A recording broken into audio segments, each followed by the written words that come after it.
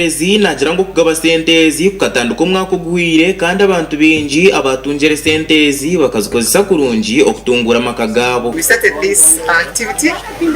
last year, and so we have visited so many households who benefited from the Give Directly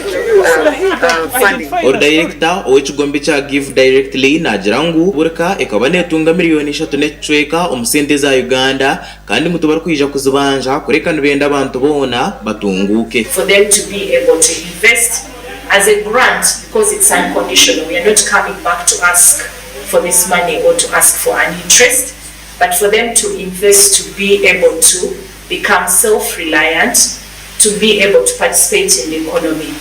to be able to change even their basic incomes at a household level. Omujwekero wa mukuru w'ihanga omu district ya Bushenyi yayihanangiriza abantu bona abatungire sentezi hamwe nabo abatakazitungire okuzikoresa kurungi eco mugasho okurebeka ngo nabo bayebisaho batunguka. Abatungire sentezi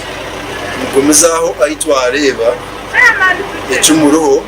kibakwita kusimbura mwasimbuye kandi mutakagaruke nyuma mukatandika kora imico mibi akasente mukaza kandi kwanywa mamarwa ninga kuza kushwera mu abakazi bakabe n'abakashatu ebyo nk'abantu mukore kikire mukusa sentezi nitwe nkabembezi ba district ni RDC chairman 5 disokao n'abandi nimwe aba media mutwero mukumani mutwisiya ngo ayitwagire kutwarenda bigendaje hatubere bitande tugarika ground twatanise kurenga program ejo kwenyini yahindura imbere z'abantu bitu. Bamwe abantu abatungire sentezi miliyoni 3 n'ecweka bashobora ku sentezi zibahwerire. Nyowe ni insima ekitongore kya Give Directly ahabwo kunyamba kikanyiha ahimbire ndi nkatandika ndiyo muntu arikwenda ngunyombe kenzu nkabandi narimwe sente konga kunabire ndyaho ize kitongore kya Give Direct. Ekitongore kya Give Direct cyanyamba cyamperezeze sente nkastama na family yanje esente ezo twazitandika twasubura umwana buri wiki ibiri nkabantu ari umwani usanga ningoba hemtwaro 50 bwanyuma ya season kwa nasanga ngobere emtwaro musanzu miliyoni musanzu ezo na giteraza nje zinabire nyine natandika kombe kenzo nagaruka nakora ho kasente kace miliyoni 2 natandika kusubura embuzi antine na 10 kankora usanga ne 15 zitakwasa kunyamba konka Give Directly n'ingezi zimisa mnonga kinyankori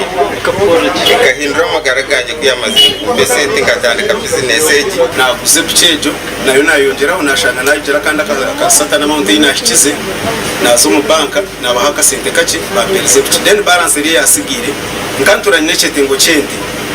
konka isente zo kujigura tazira